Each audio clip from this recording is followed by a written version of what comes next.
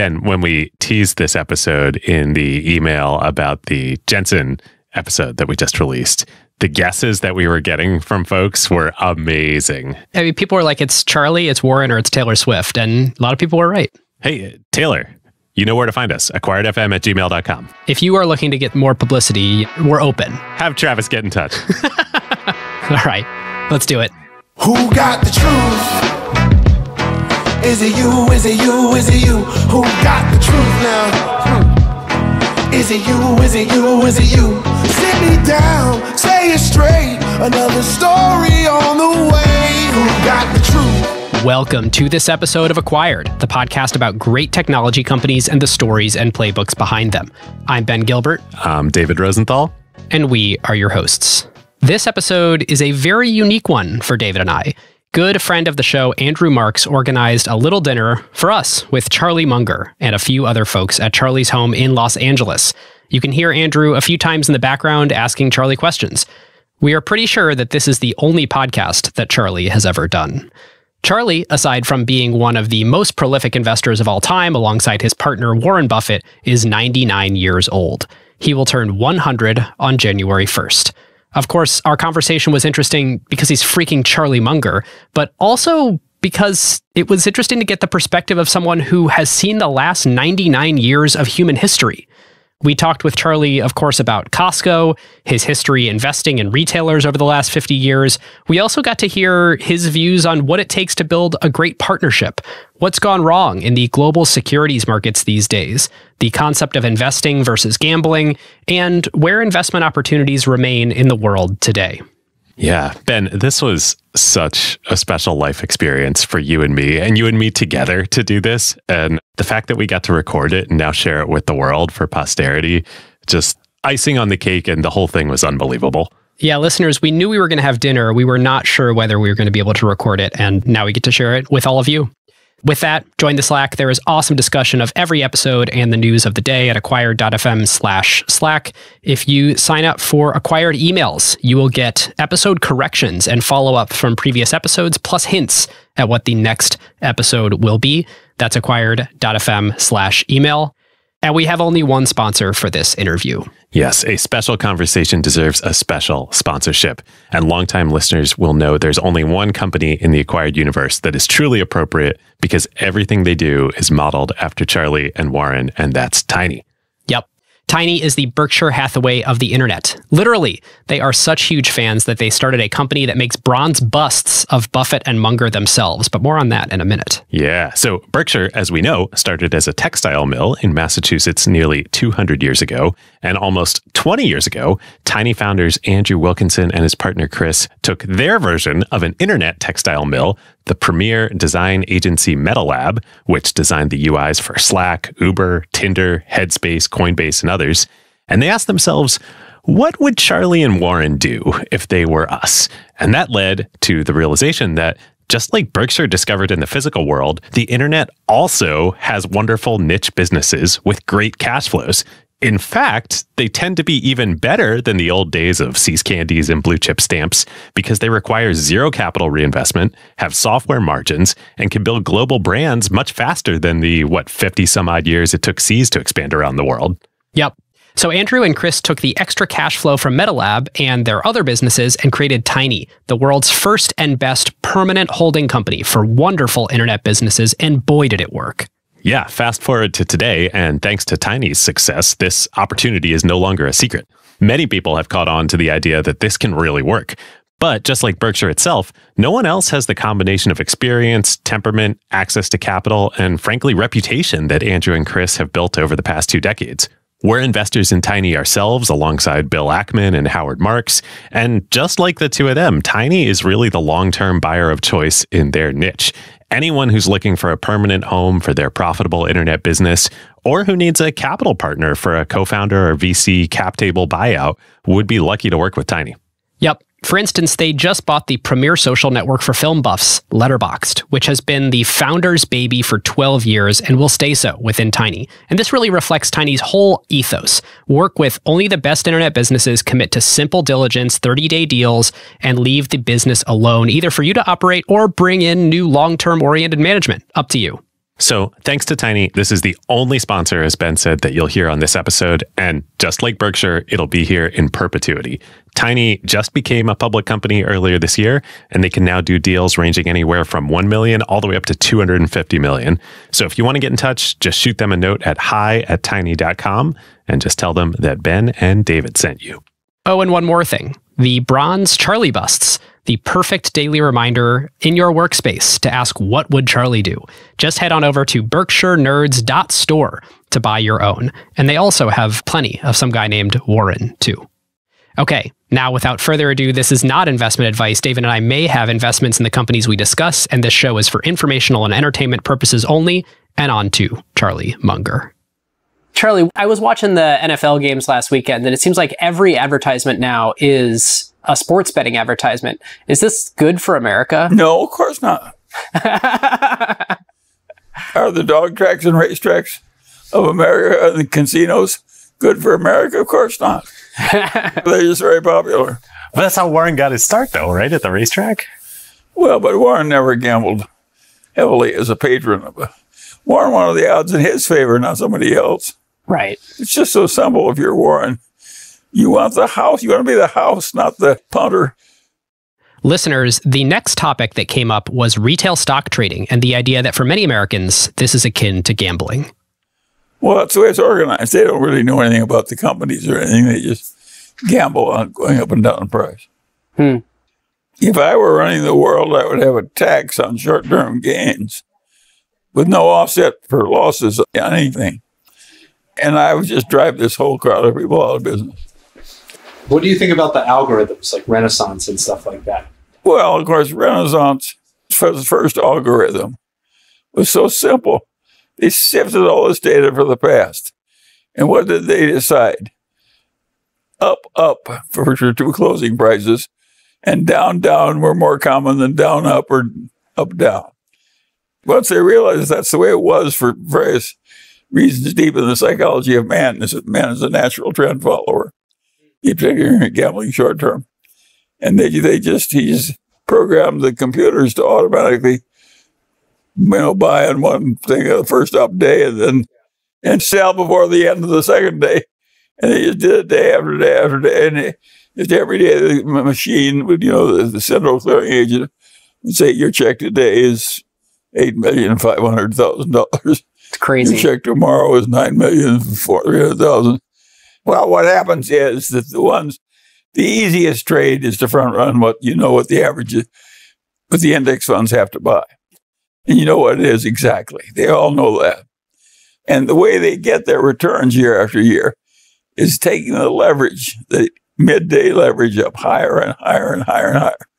So they're making smaller and smaller profits on more and more volume, which gives them this big peak leverage risk, which I would not run myself. And that's the only way they make these big returns, is to have this huge leverage that would make you crazy if you were already rich. I had the good fortune of speaking with someone you know well, Richard Galanti, at Costco, and spending a few hours. He knows a lot about it. He's been there all his life. It's crazy. I mean, it seems like that's everyone on the executive team. They've all been there. Yeah, I know. I'm curious, how did you first come across Costco or a Price Club at the time? Rod Hills somehow knew Saul Price and knew what he was doing. He said, you have to go down and meet him, he said. So I drove down and went through his store and talked with Saul. And of course, Saul was a very intelligent man. Saul was an ordinary lawyer until he was 39 years of age. Then he went out and formed government employees discount company or whatever. Was this in the Fedco days? He was no longer with Fedco. And he sold Fedco to the Germans. FedMart to the Hugo Mann. Hugo Mann. Yeah. And did you get to invest in Price Club before it merged with Costco? Yes, I did. But I just bought my stock in the market. I wasn't getting any favor. And so how did you eventually meet Jim Senegal? Well, Senegal asked Warren to become a director of Costco. He was looking for somebody with a financial reputation. As an independent? Yes, and Warren wouldn't do it. He said, why don't you get Charlie to do it? I want shorter plane rides to directors' meetings and so forth. So that's how that happened. And did Berkshire ever try to become a shareholder or acquire Costco? I tried to get Warren to buy out the French when they left Carrefour. And Warren wouldn't do it. Warren doesn't like retailing. Was it just that he doesn't like retail, or what was the big objection? He's afraid of retail. Practically everything that was once mighty in retail is gone. Sears Roebuck is gone. The big department stores are gone, you know. It's just too damn difficult as far as he's concerned. And he had a bad experience with Diversified retail, right? No, we made nothing but money at Diversified. We didn't exactly make it in retailing, but we made a lot of money. Wow. And with Diversified, most of the money was not on the retailing operation. You made a lot of that money through... What happened was very simple. We bought this little pissant department store chain in Baltimore. Big mistake, too competitive. As the ink dried on the closing papers, we realized we'd made a terrible mistake. So we decided just to reverse it and take the hits to look foolish rather than go broke. We just told us how to get us out of this. By that time, we'd already financed half of it on covenant-free debt and so forth. And they had all this extra cash, and our own stocks got down to selling an enormous... We just, in the middle of one of those recessions, we just bought and bought and bought and bought. And all that money went right into those stocks. And of course, we tripled it just sitting on our ass. And that led to Blue Chip? Yeah, it was part of the early success of Blue Chip.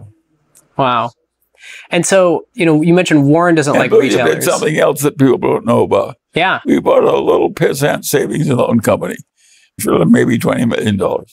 And when we left that thing, we had taken out of our little $20 million investment over $2 billion in marketable securities, which went into Nebraska insurance companies as part of their bedrock capital.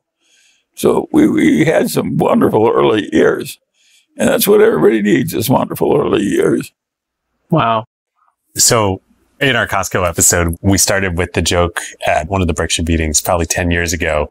Warren told the joke about you were on a plane being hijacked and the hijackers gave you one final request and you said you'd like to give your speech Warren on the virtues. Tired of me kind of reminding him. Yeah. And he said, shoot me first.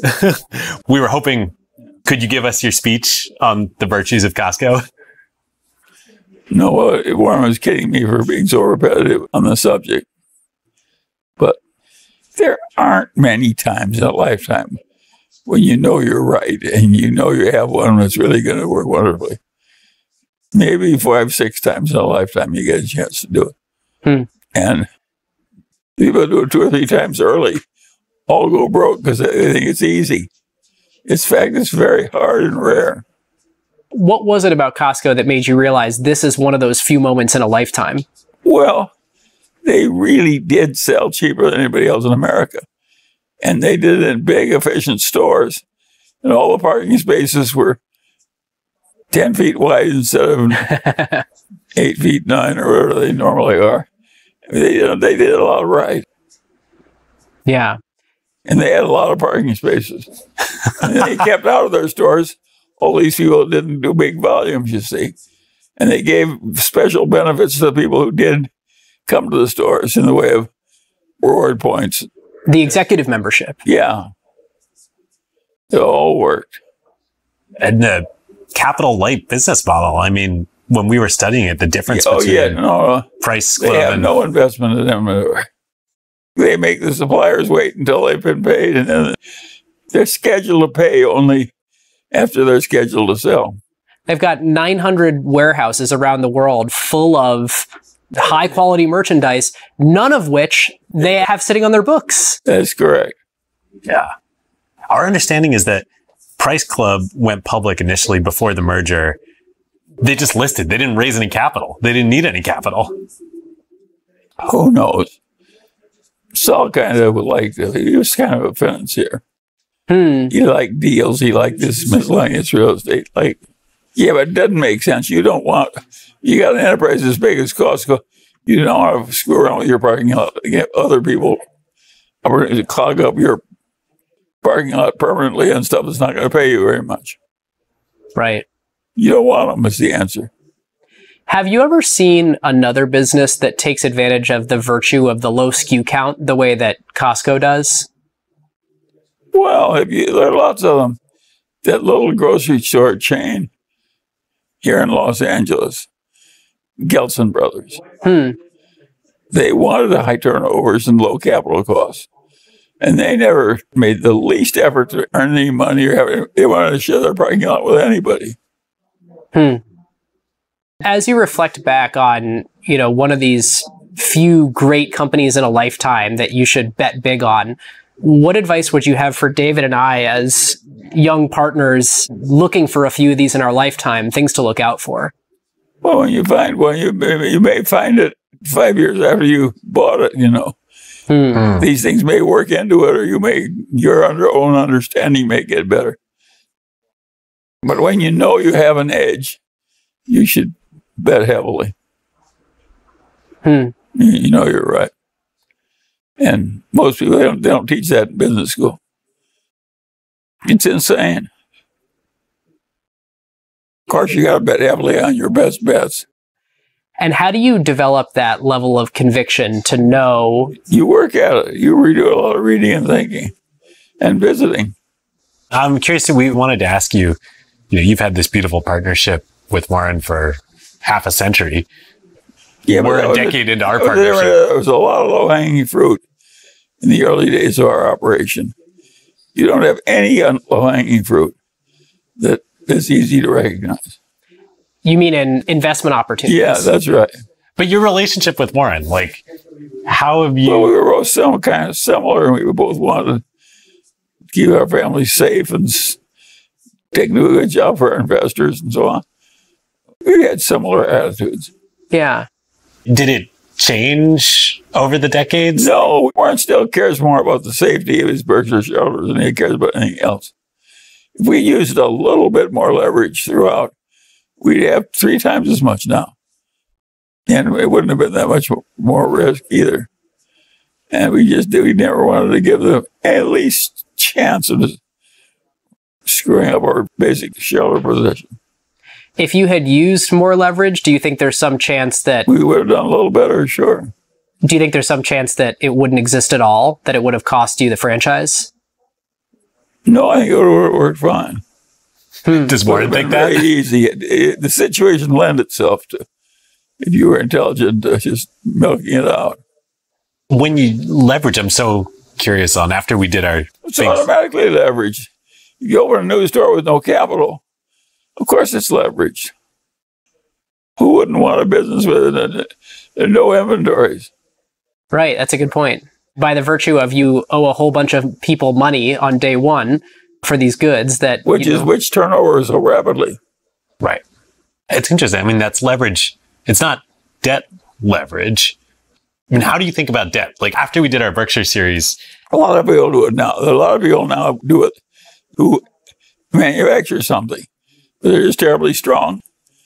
And they're just forcing the suppliers to carry all the inventory. It isn't like we're the only ones that did it. Back to the point on partnership, David and I are coming up on 10 years as partners in this podcast we do together. Different than the investing business, but a compounding one nonetheless. After a 50-year partnership with Warren, what advice would you have for us interpersonally to make for an enduring partnership? Well, it helps if you like one another and enjoy working together. We do. Yeah. But I don't think there's any one formula. A lot of partnerships that work well for a long time happen because one's good at one thing and one's good at another. And they just naturally divide it. And each one likes what he's doing. Now, in Costco's case, they had Jeff Brotman, who's very smart, but not a retailer, and Jim Senegal, and they divided it up. And they had originally agreed that Brotman would be the chairman and CEO, because he was his idea, he founded the whole thing.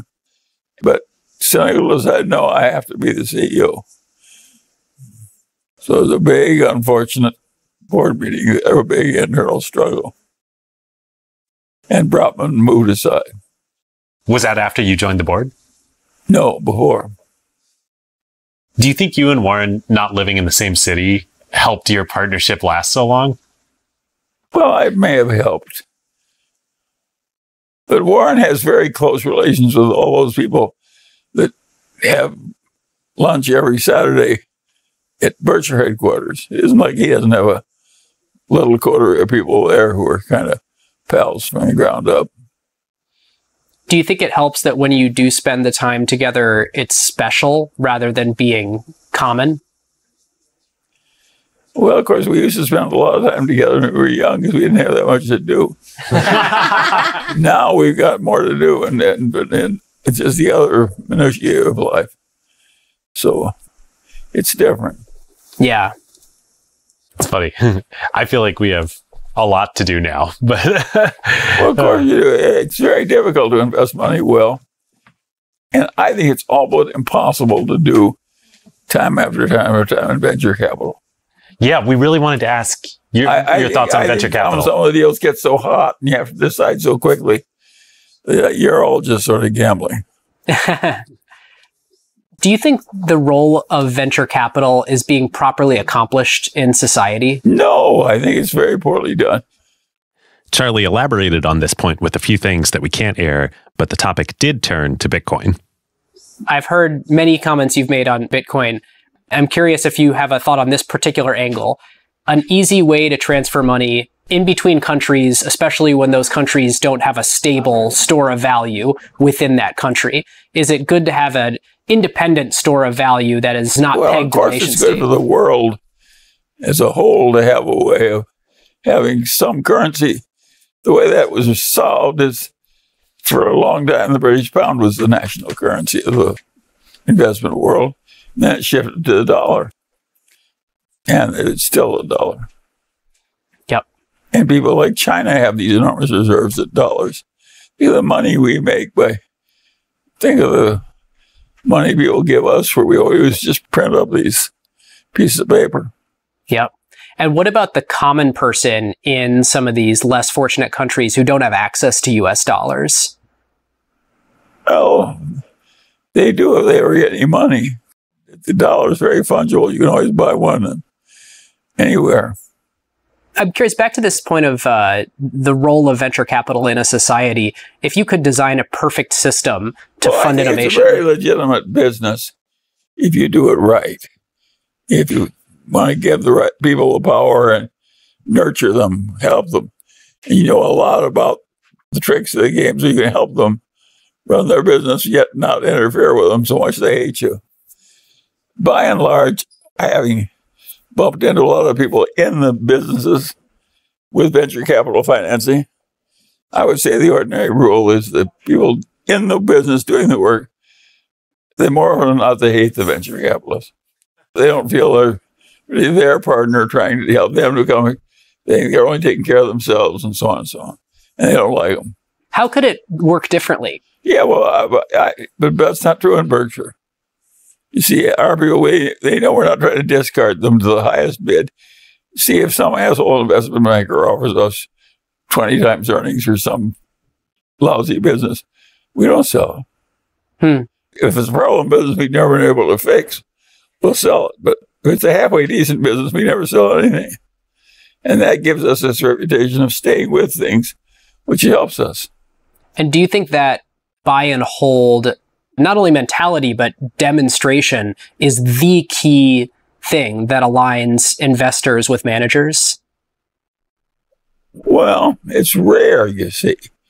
Everybody else has a standard way of doing things. And the lawyers have their standard forms. And everybody just has the same standard form.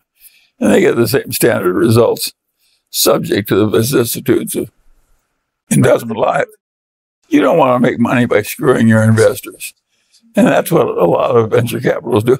The world is full of XG, Goldman Sachs partners that formed a private fund. And they manage $1 billion or something like that. And they charge 2 points off the top plus the SPIP. And that enables them to make very handsome livings for themselves. But the endowments are not getting a good return. And do you think it's specifically the fee aspect of fund structures? It's just human nature, it's just the way it works. And of course, you really shouldn't be in the business of charging extra point that you really are going to achieve very unusual results. And of course, it's more easy to pretend that you can get good results than it is to actually get them. And so it attracts the wrong people. People with investment capital turn of mind.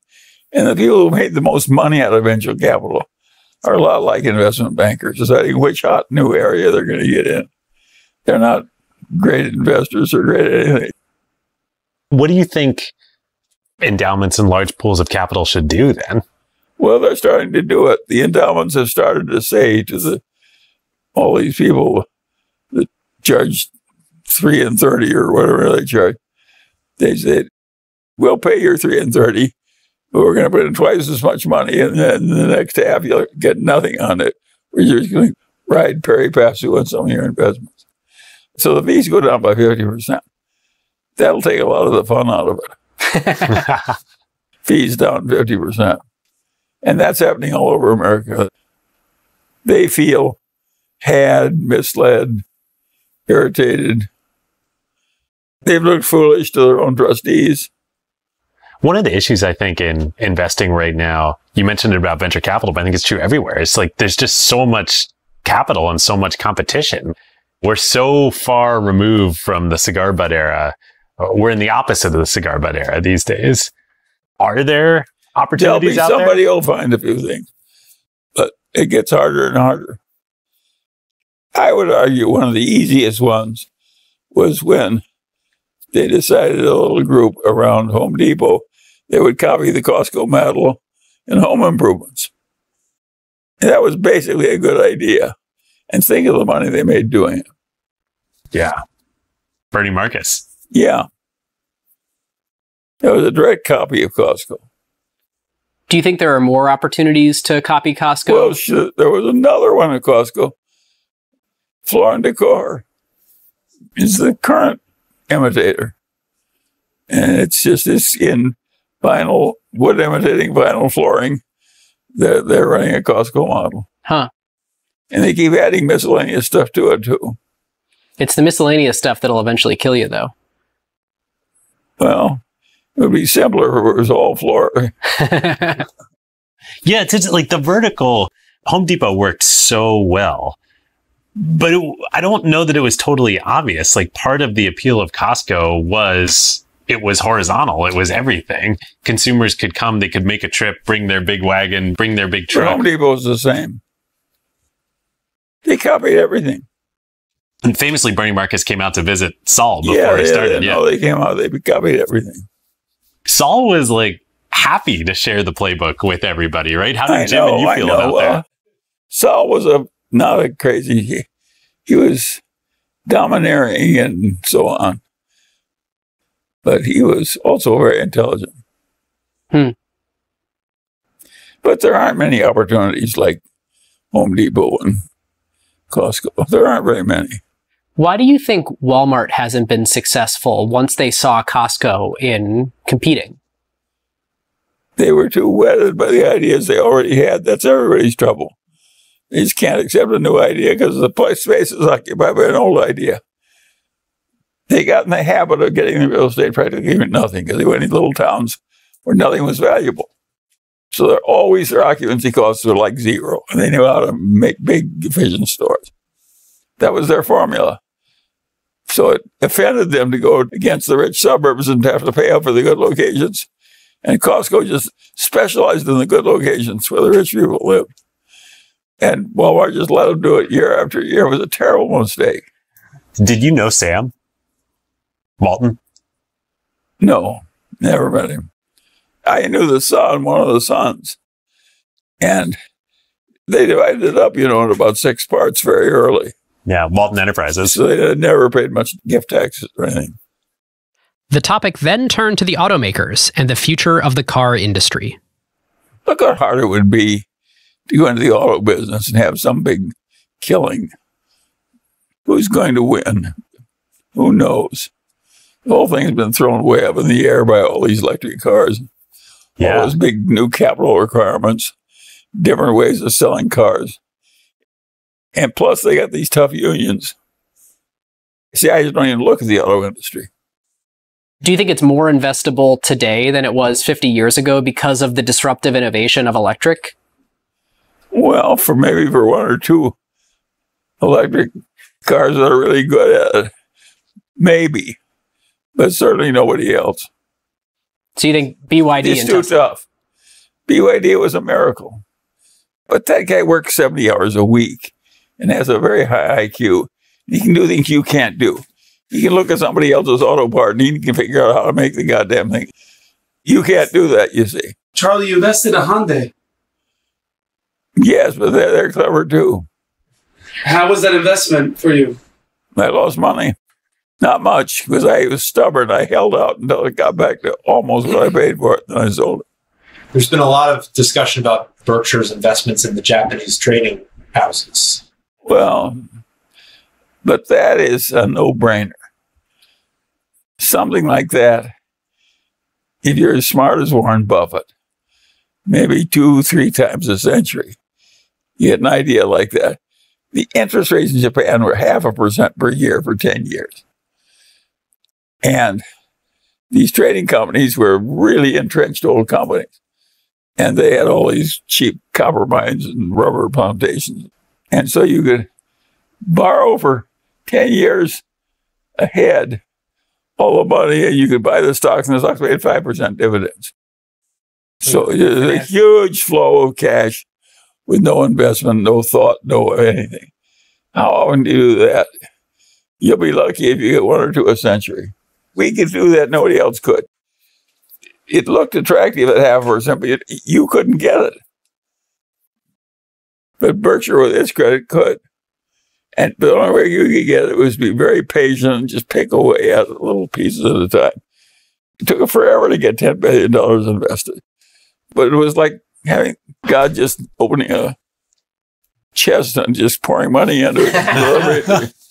It was awfully easy money. It's interesting that it's paradoxical. You need Berkshire's credit, but at Berkshire's scale, it's actually hard to put enough money to work. That's true, but why should it be hard to make money? Why should it be easy?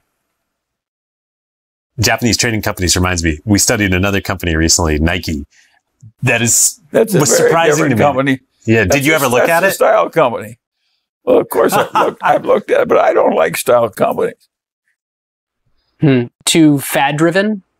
Well, I suppose if you ought to be Hermes at a cheap enough price, I'd buy it. But short of that, I'm going to buy a new style company. Ooh, that's a good pick. To the style point, another one that they covered was LVMH. What Arnault has done has been amazing.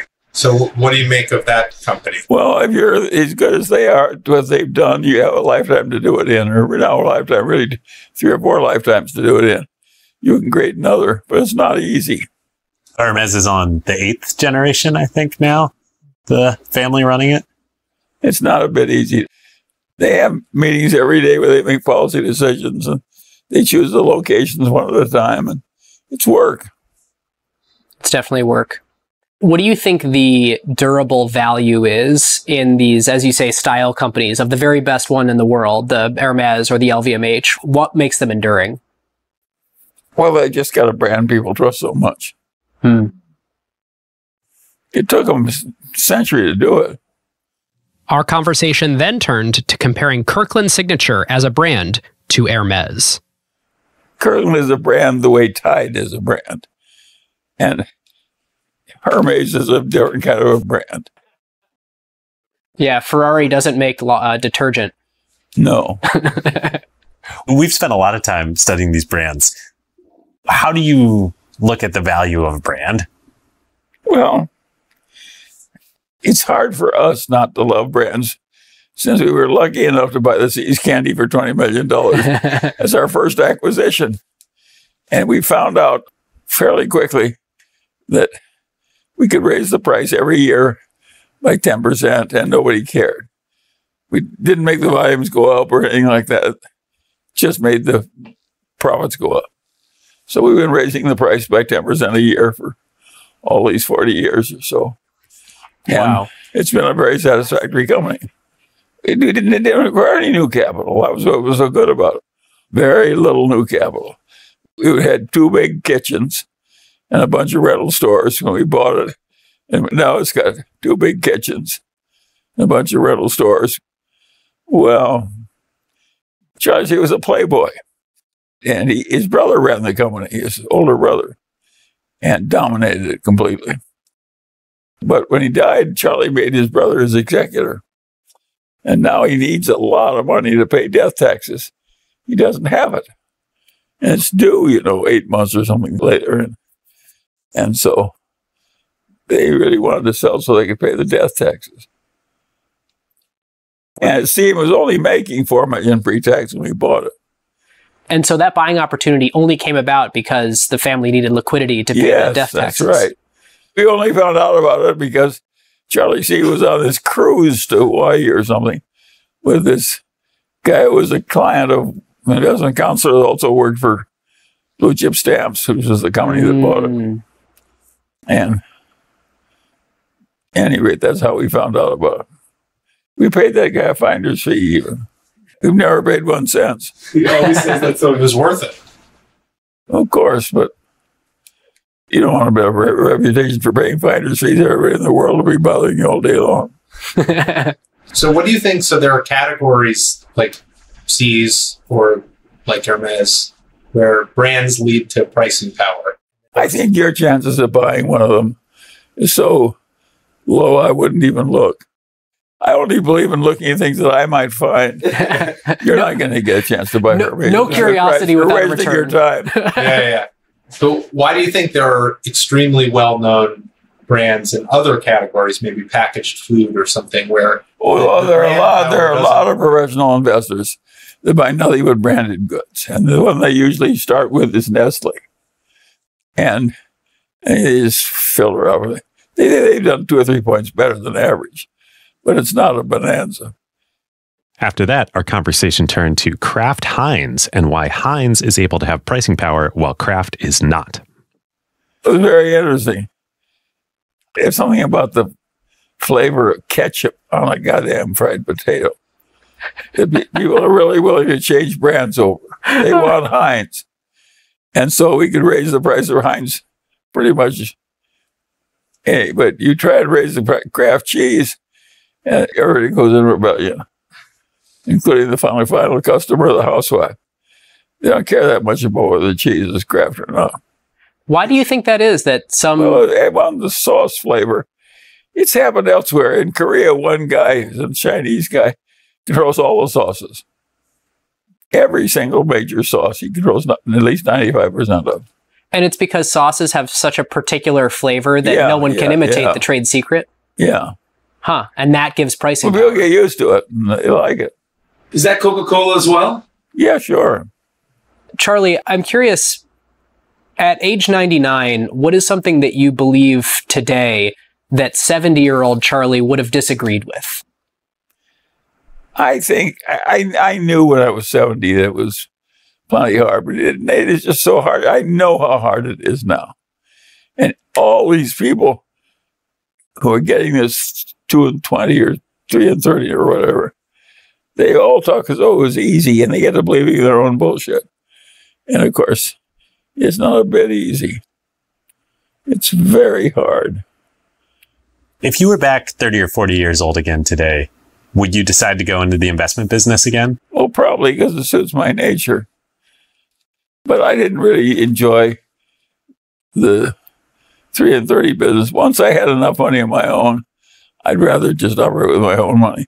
That is a much better way of doing it than because of the being forced freedom? to sell, being forced to deal with investment bankers, be forced to deal with investment consultants, be forced to deal with venture capital. The hell with them. Who wants to? You don't want to need other people. The point of getting rich is so you don't have to need other. You don't have to get along with other people. Charlie, if you started with Warren today and you're both 30 years old, do you think you guys would build anything close to what Berkshire is today? The answer to that is no, we wouldn't. We had everybody that has an unusually good result. Almost everything has 3 things. They're very intelligent, they worked very hard, and they were very lucky. It takes all 3 to get them on this list of the super successful. How can you arrange to have 2 or 3 instances of good luck The answer is you can start early and keep trying a long time, and maybe you'll get one or two. If you were starting again today, do you think insurance would still be the vehicle? It depends on your temperament. Insurance would be ideal for a certain kind of a temperament. And it takes a very patient person to get rich in insurance.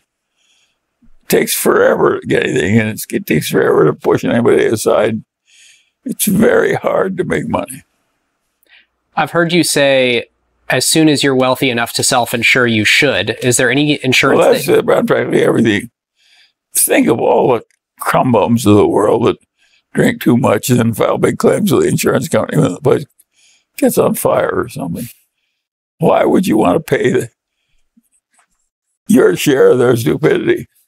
Not to mention the overhead. Of course, the insurance company needs to pay all the people that work there. Yeah. No, it's crazy. Is there any insurance that you carry today? I carry no fire insurance anywhere. Do you carry auto insurance? Yeah, I have to. Well, you're legally. Yeah. Yes. I don't know. Charlie could. No, I have to, and I do. I'm curious, being that since these guys are very tech focused, I'm curious, not being a tech person, how did you think about the Apple investment, and what gave you the conviction to be so big? What everybody's learned is that everybody needs some significant participation in the 12 companies that do better than everybody else.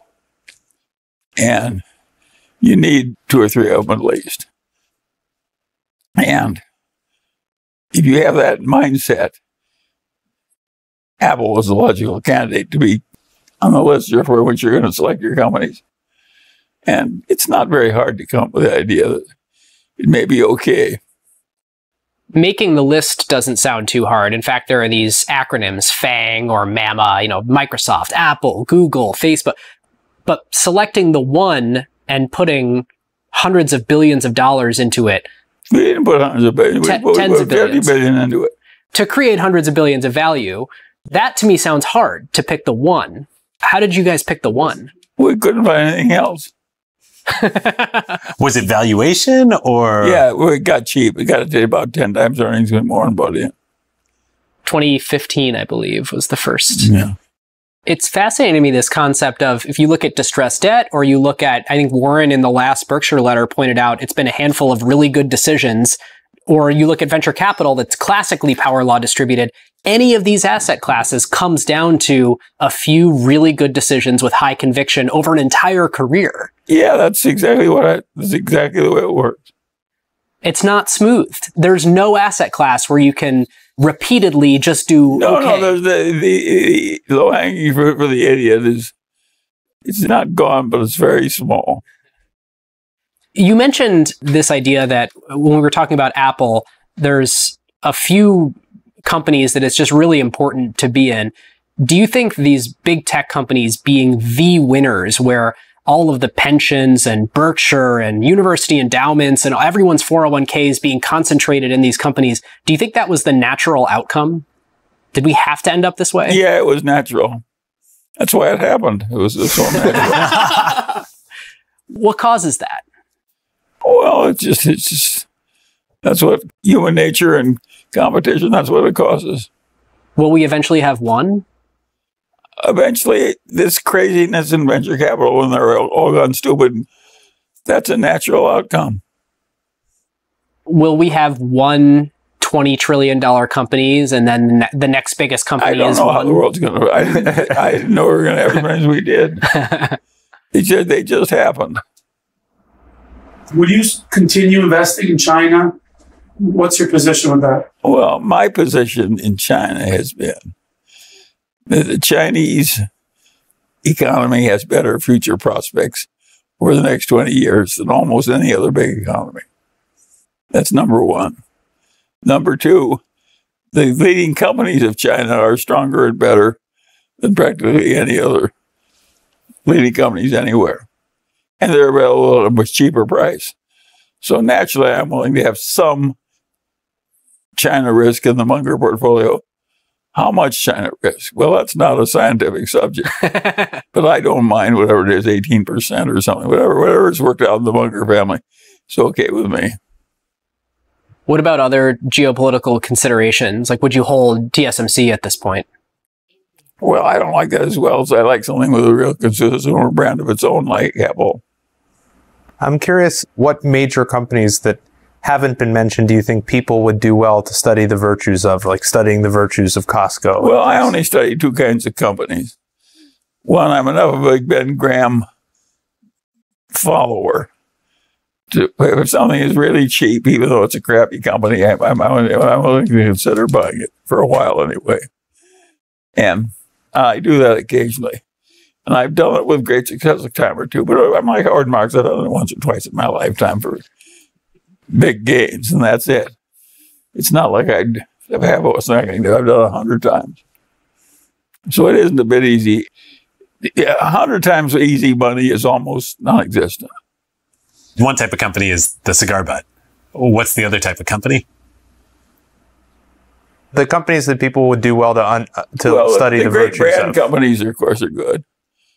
Get them at the right price. The whole trick is to get them on the few rare occasions when they're really cheap. But buying Costco at its present price, it may work out all right, but that's, again, it's getting hard. Yeah. Forgetting the prospects of the stock, how do you think about the next 10 years for the business? I think it'll do pretty well. One more question for you in this area. What is your favorite advice to give to young people? Well, I don't give advice to just any young people. I give it to some. I pick my spots. I don't want to be more of a guru to the young people than I already am. It's getting hard out there. And there's all this bullshit and craziness. Of course, it's going to be hard. Where do the attractive opportunities hang out anymore? It sounds like everything in the whole world is overpriced. Could that be possible? Damn near. Of course it could be possible. It's not only possible, it's likely, and it's actually happened. How did the world get so rich if we have all this capital for so few opportunities? It's the nature of things. Look, biology produces a very advanced creature like us that can sit around and talk intelligently on all these subjects. But it does it by killing everybody off in brutal competition one with the other for hundreds of thousands of years. In other words, the system that nature uses to get smart is kind of unpleasant to the people who are losing. So over the last 100 years, we've brutally shifted all this value from labor to capital, and now capital is all competing to get into a very small set of opportunities. Well, capital never had, it wasn't that it was all that easy, you go back a long time. It just was a lot easier. And if it continues to get harder, the natural end is that you have... Yes, an unpleasant blow-up of some kind. And God knows what happens after an unpleasant blow-up with our modern democracies. You can get so you're a lot like Europe, which is quite dysfunctional.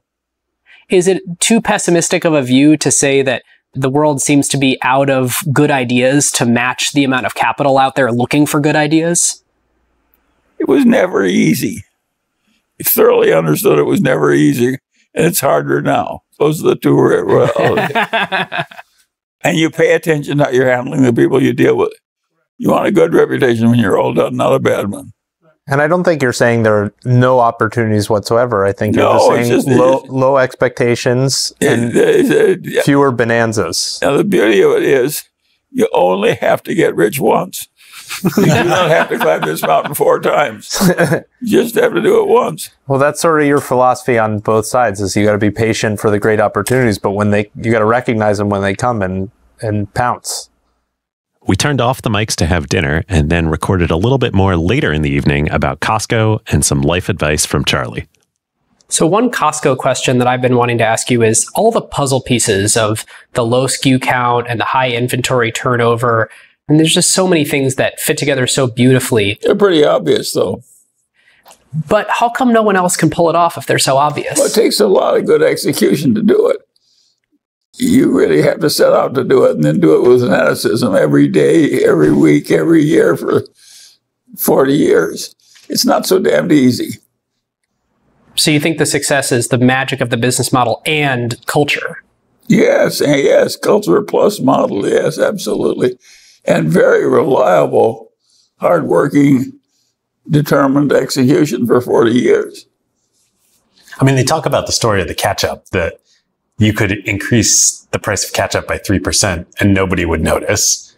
But that would destroy everything if you did that, right? I would say that the central norm was don't raise the market. Get it low and keep it there forever. Which brings us to the hot dogs. Is it true, the story, that when Craig took over as CEO, he did try to raise the price of the hot dogs? I don't know. I had no conversations with him on that subject. And Jim forbade him. Well, I'm sure Jim would have forbade it. Absolutely. There was no board level discussion of the hot dog. No.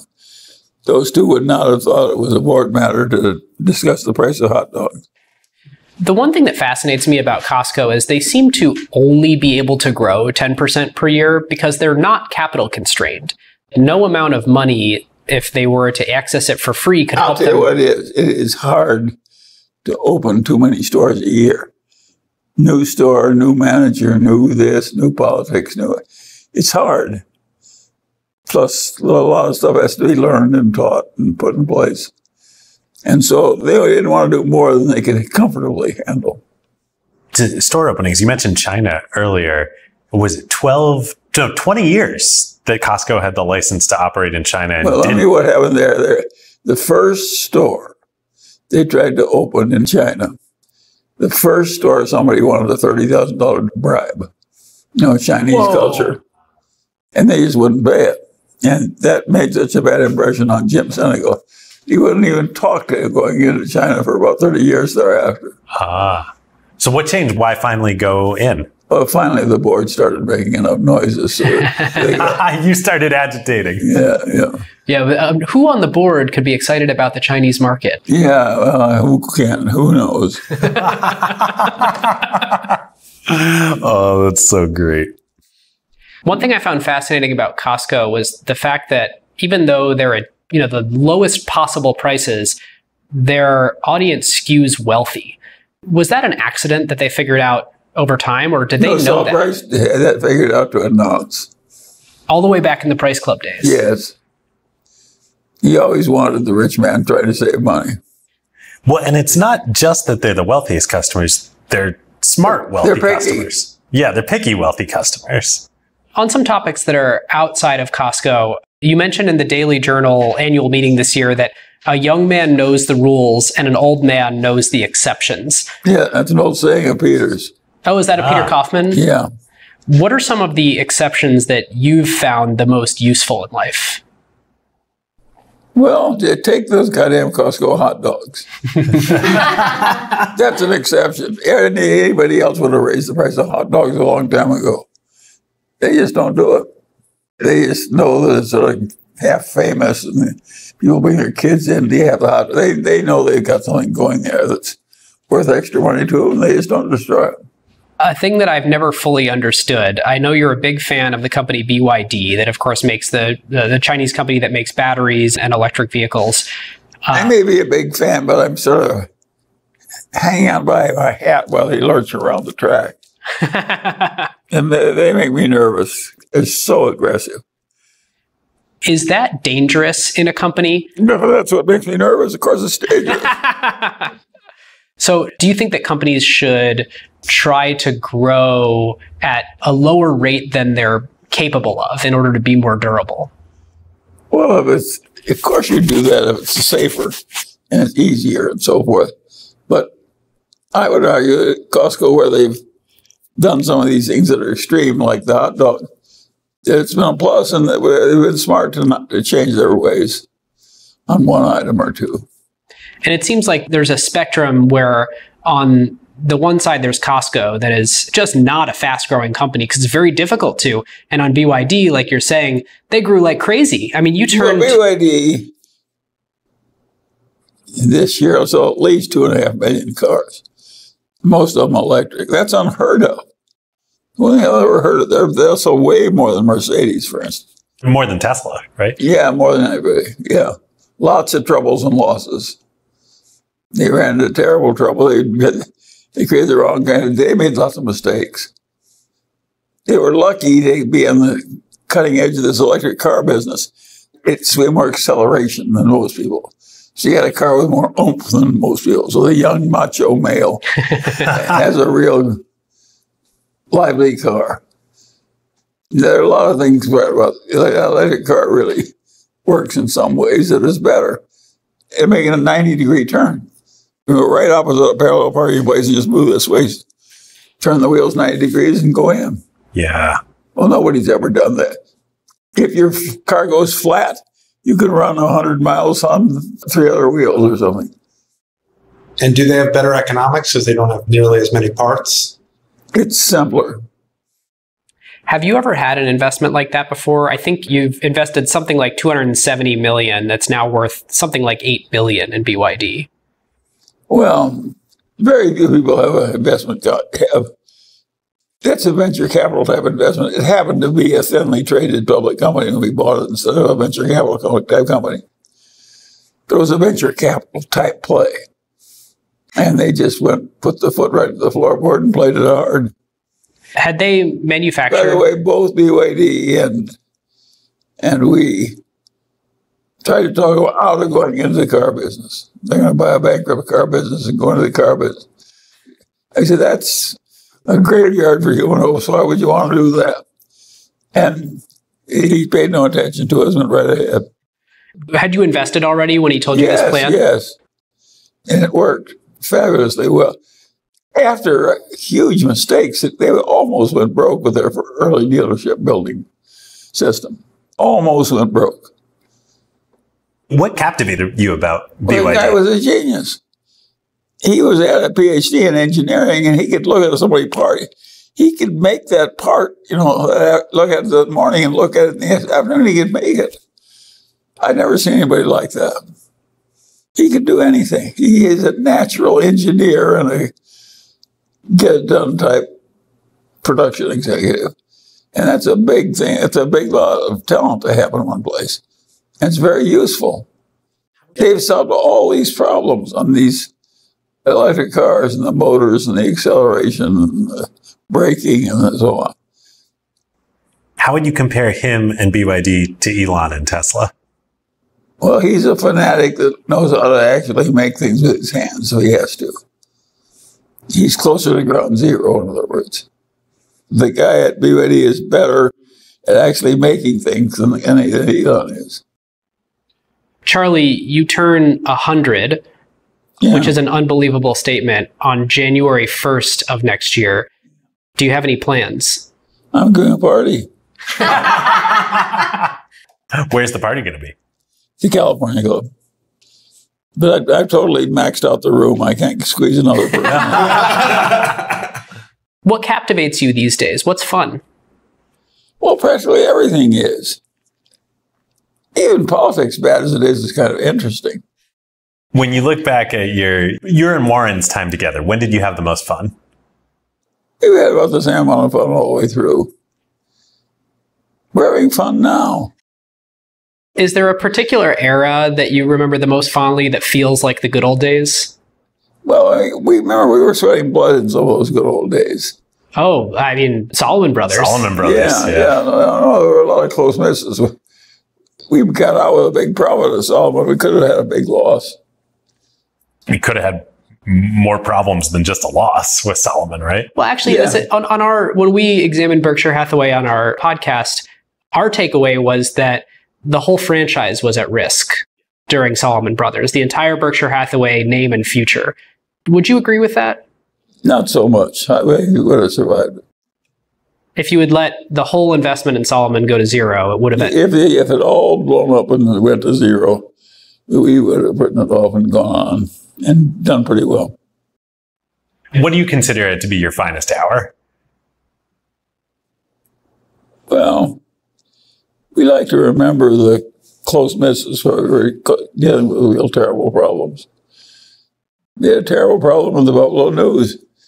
The Buffalo Evening News brawl? There were two newspapers in that town, and we started a Sunday edition, and that started a holy war, and the other guy went broke. Well, we could have gotten a lot of bad publicity over that. And you were both pretty young and enterprising at that point. Yeah. I mean, you weren't the Warren and Charlie of No, but I was very aggressive about wanting to have a good Sunday edition. I didn't want to own the paper for 50 years with no Sunday edition when the other guy had one. What made the newspaper business so attractive at that point in history? Well, it was a gold mine. That's attractive. At that time, total gold mine. Well, and the play in particular with the Buffalo Evening News and the Sunday edition was playing for the local monopoly, right? To be the game in town. And with newspapers, you could do that. Sure. I mean, newspapers for decades had EBITDA margins in the 50, 60% range, right? No, only the little ones. Only the little ones, oh. Yeah, the big ones were less. 30 or 40 or 25 or... I'm sorry, I said EBITDA in your presence. I apologize. Cash flow margins. Actually, do you still feel as that EBITDA is a criminal the way that you've demonized it in the past? Yeah, I do. I think so. You got a big truck company and take the depreciation out of the trucks, out of the earnings. You're been lying about the earnings. I mean, you witnessed its rise with Malone and TCI and Liberty, like when EBITDA was invented as a concept, right? Like, what were you thinking? Well, I've never liked John Malone's extreme manipulations. I don't want to be known as the great manipulator like John Malone is. He paid less income taxes than anybody. He just pushed everything to the logical extreme. In many ways, EBITDA was the community-adjusted earnings of its era. Are you familiar with the community adjustment from WeWork? We were. Oh, boy. Maybe a final question to wrap up. What are the set of companies that you think are the greatest that you've ever seen, either that you've owned or that you've not owned? Well, there are a lot of great companies. Hermes is a great company. In its heyday, General Motors was a great company. It just gradually went to hell one contract at a time. What do you think about the predictability of, there were a number of companies back when you started where you could have said this business will be the same in 10 years. Do you think that number is the same today, or do you think it's much harder? I think most places have a lot of change and threat in their future. Do you think most places had a lot of change and threat in their future even 50 years ago, and this story is overblown? There's a difference. Some of what I call specialized industrial companies, and Berkshire has a lot of them. We have a lot of companies that are quite insulated from really tough competition. Just because they've been so long and they're so good at what they do, and they have a good reputation and high value and so on and so on. What companies can you see today where you can confidently say, Berkshire aside, Costco aside, you can confidently say the business will be as good as it is today in 10 years? Well, I think a lot of companies are pretty good, but you can't confidently say what's going to happen because you may get some guy like Iger in that just wants to push everything and do the right public relations. So no matter how good the business is, it'll be kind of phony. Charlie, I have a personal question for you. David has a 2-year-old, and I'm going to have my first child in a month. What advice do you have for us about building families? Well, of course, you've got to get along with everybody. You got to help them through their tough times, and they help you and so forth. Yeah. But I think it's not as hard as it looks. I think half of the marriages in America work pretty damn well. And would have worked just as well if both had to marry somebody else, by the way. Well, you've said that the best way to have a great spouse is to deserve one. Yeah, and, sure. As long as both parties feel that way, then it's a recipe for success. Of course it is. And you got to have trust with your spouse when it gets to things like education of the children and so forth. Yeah. I love that. Well, Charlie, thank you. Yeah. Thank you, Charlie. Well, good luck to you. Charlie, this has been, a lot of people are going to benefit a lot from hearing this and your wisdom, and they're going to learn so much. It's very cool. You know, if you stop to think about it, it's pretty hard. It doesn't look so damned easy just to go out. If you go to the ordinary person trying to promote himself as an investment advisor of some kind, he just thinks he knows everything about everything and how the Federal Reserve should be run and so on. We don't feel that way. I will say with the people we get to talk to who've built great things, every single one of them says it was so hard. It's so hard. You can't build something great without it being so hard. Charlie, thanks so much for doing this with us. Glad to do it. It'll be an interesting life you're leading. You'll do pretty well at it, but it's not going to be that damn easy. David, total life experience and complete boondoggle. I mean, I can't believe we got to do this. I'm still pinching myself. It's now a couple weeks after it actually happened. I know, with autographed copies of Poor Charlie's Almanac to prove it. As if the podcast wasn't enough. And actually, for those of you who haven't listened, back, in 2021, so 2-ish years ago, we did a whole 3-part series, just us, covering the whole history of Berkshire Hathaway. Part 1 is on Warren, Part 2 is on Charlie, Part 3 is on Berkshire and Ted and Todd, all the way up through to today. I assume many of you have listened to that, but there probably are a bunch of folks who haven't. So if you want another 9 or 10 hours of acquired content on Berkshire, I really think it's some of, if not our best work. Go check those out. With that, listeners, our huge thank you to Tiny for being the sole presenting sponsor of this episode. If you have or you know of a wonderful internet business, you should reach out, hi@tiny.com, and just tell them that Ben, David, and Charlie sent you. You can sign up for notifications of new emails every time an episode drops, and we'll be including little tidbits as we learn things after releasing episodes, corrections, updates, things like that, and teasing the next episode, acquired.fm/email. Listen to ACQ2. This is typically where we talk about more up-and-coming companies who are earlier in their journeys or CEOs who are topic experts in important areas like AI. Search ACQ2 in any podcast player.